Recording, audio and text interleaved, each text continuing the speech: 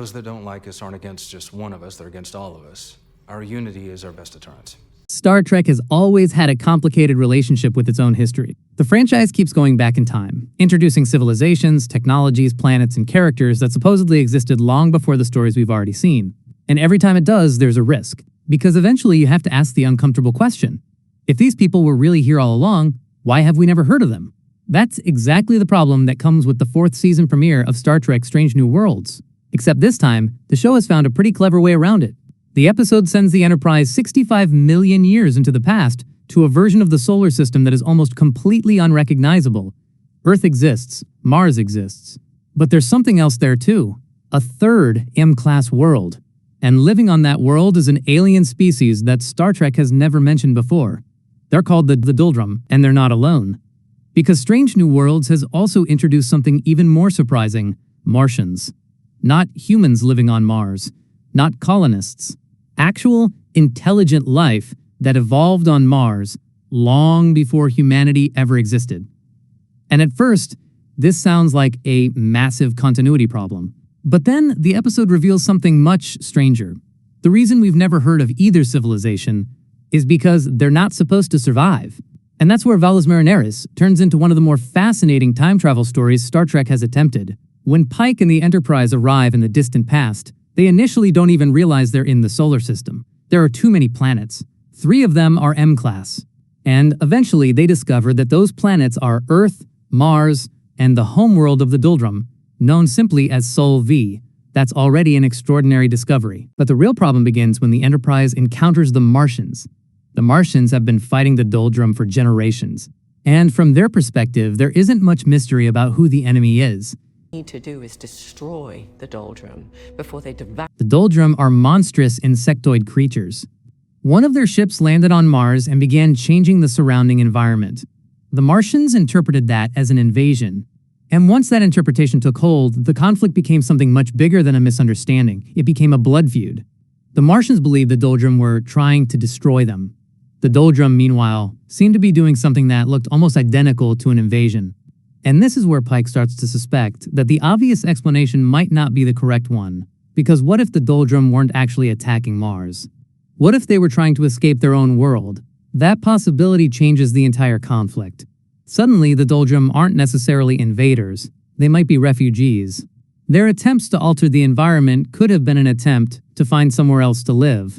But because the 2 species can't properly communicate, the Martians interpret everything they do as aggression. And that's a very Star Trek kind of tragedy. 2 civilizations are capable of understanding each other's existence, but not each other's intentions.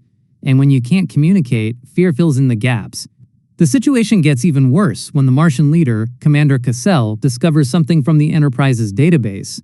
She sees what Mars looks like in the 23rd century: barren, cold, uninhabitable. And from her perspective, there's an obvious explanation: the Doldrum did it. If Mars is going to become a dead planet, then the species currently fighting the Martians must be responsible. Except we know something Cassell doesn't. We know that humans eventually exist. We know Mars becomes uninhabitable. And we know the asteroid that killed the dinosaurs hits Earth around this period. So Pike and the Enterprise crew are suddenly faced with an impossible problem.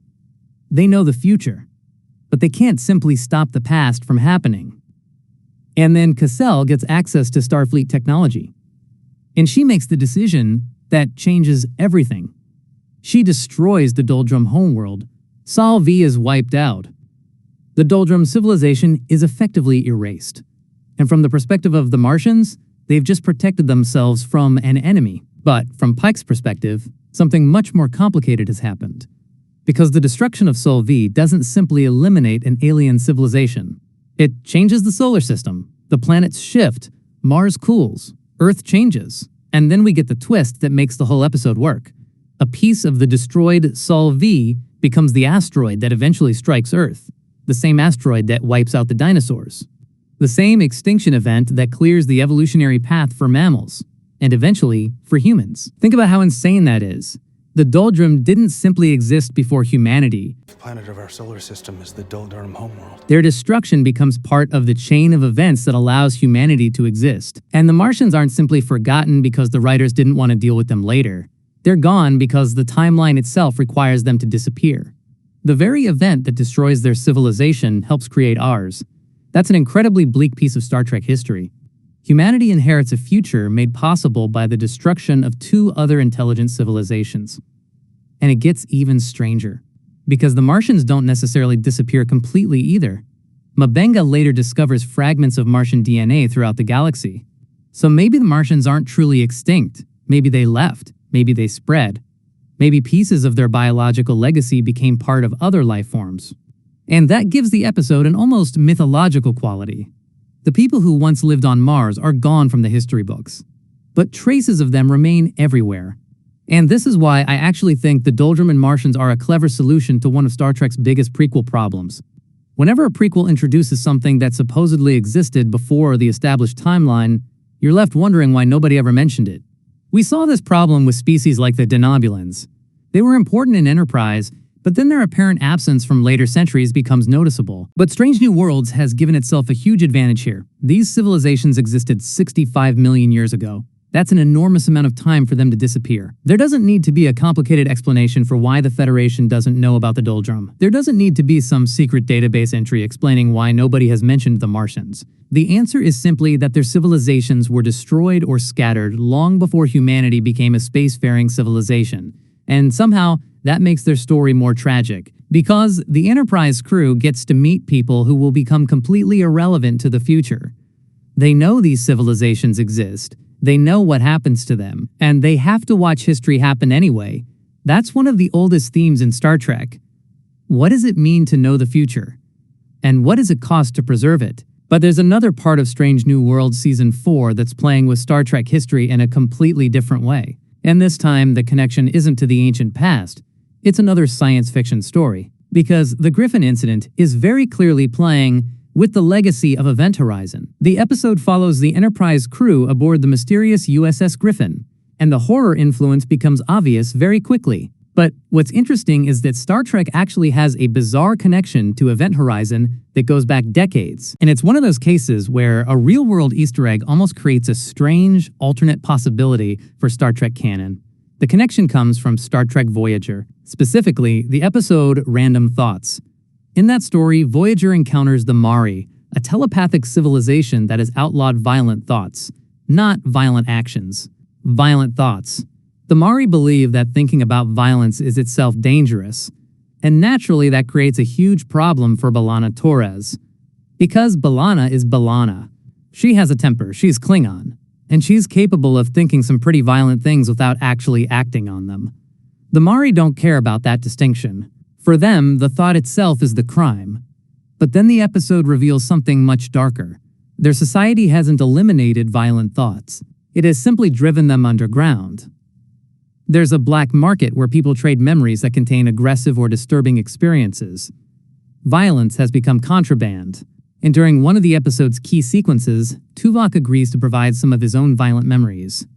What follows is a montage of disturbing images from Star Trek history. And among those images is footage from Event Horizon.